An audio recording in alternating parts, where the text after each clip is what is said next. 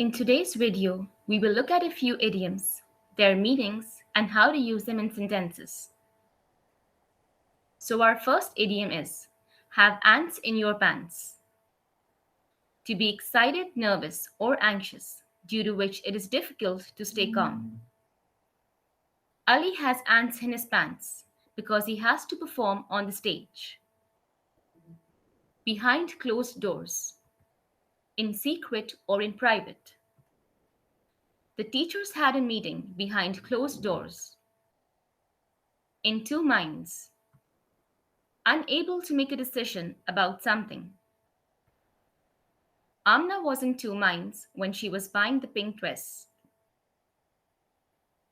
Deliver the goods. To do or provide what is expected. Anita tried to deliver the goods and make her team win. Try using the idioms in your own sentences and don't forget to share an example with us in the comment box. Good luck!